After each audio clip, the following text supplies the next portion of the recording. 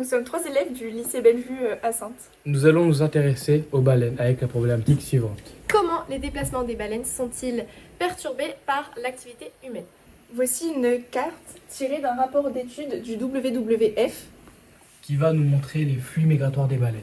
Nous allons donc nous intéresser à 4 de ces espèces présentes en Atlantique Nord et Méditerranée.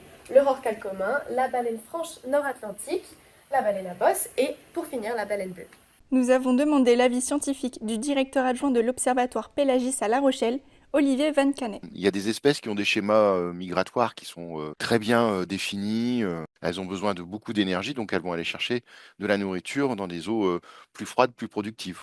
Ce sont la baleine à bosse et le rorqual commun. Et il y a d'autres espèces aux migrations mal connues ou quasi absentes. Parmi les différentes études possibles, il existe des campagnes de suivi aérien et maritime pour recenser les populations, voire même identifier des individus précis. Pour cela, des photos de leurs nageoires caudales et dorsales sont réalisées et répertoriées. Certains cétacés, notamment les rorquals, plongent sans montrer leur queue. Alors, les scientifiques viennent poser des balises sur ces baleines afin de les tracer par satellite. Des hydrophones de l'armée américaine aident également au suivi d'espèces les plus océaniques. De multiples activités humaines menacent les baleines lors de leurs déplacements. Les études scientifiques soulignent que la plus grande menace est l'enchevêtrement dans les engins de pêche. L'augmentation du trafic maritime génère aussi des collisions aggravées par la vitesse et la taille des navires.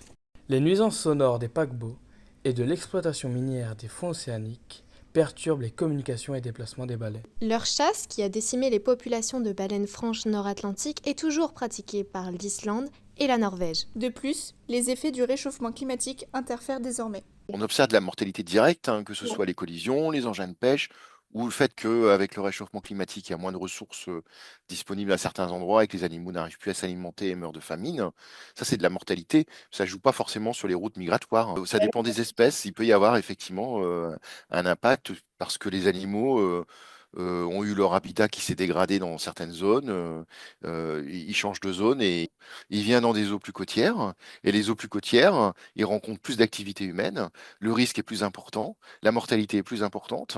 Et donc la population est plus en danger qu'elle ne l'était auparavant quand elle vivait au large.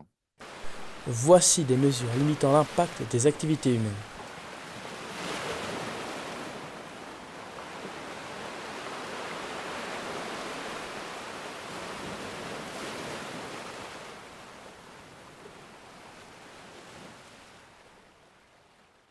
Coordonner les législations des différents pays et encadrer les activités humaines dans les eaux internationales est un enjeu crucial pour protéger les baleines et les océans.